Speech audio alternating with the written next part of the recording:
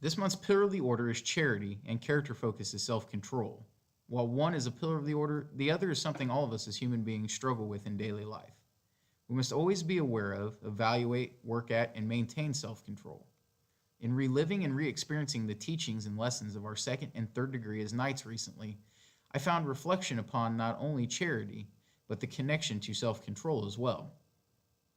The end of February, I was fortunate enough to participate again in a second and third degree exemplification for our council's two newest knights, Jeff Corbett and Steve Swarm. What is said about degree exemplifications is true. You get so much more out of them each time you go, when you are not the candidate yourself. You really do pick up so much you miss when you yourself are the candidate. In part because you know what is coming, so you aren't caught up in the nerves, awe, and wonderment of it all. I found this to be true, as this is the first time I had been since my own second and third degrees.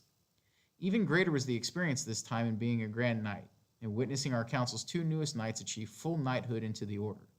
Without getting into the specific teachings and ceremonials of our degrees, my thoughts of the day during and after the exemplification were on charity and self-control, and how these specifically relate to the life of a knight. A great deal of self-control goes into being a knight. Our roles within our councils, assemblies, chapters, communities, parishes, as Christians and Catholic gentlemen. As stated above, this struggle is not uniquely ours as knights, yet it is, as mentioned above, one we must reflect on and work at. Self-control, or maybe better stated for the purposes of knights, selflessness. The control to do as Father speaks of on many a Sunday, in making time for what we should be the most important hour of the week by attending Mass. The control to not spend our money, time, and treasures on other things, but rather put all of those things to work in our communities and our parish.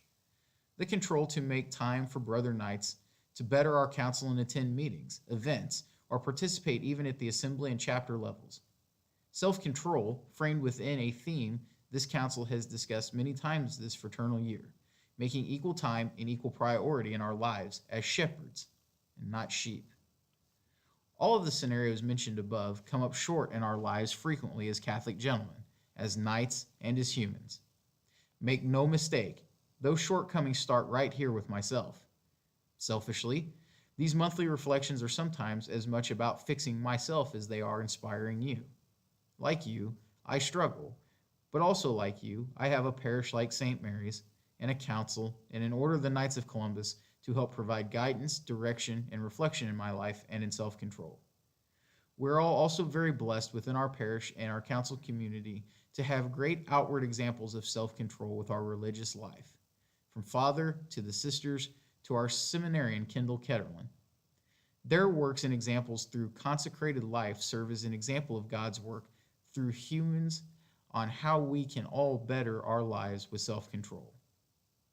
Which is why the course of the next month is perfect to take on the project of St. Mary's Salutes, an event which will hopefully become a yearly occurrence for recognizing those who, through self-control, selflessness, and charity, give their time, talents, and treasures to St. Mary's and to the community.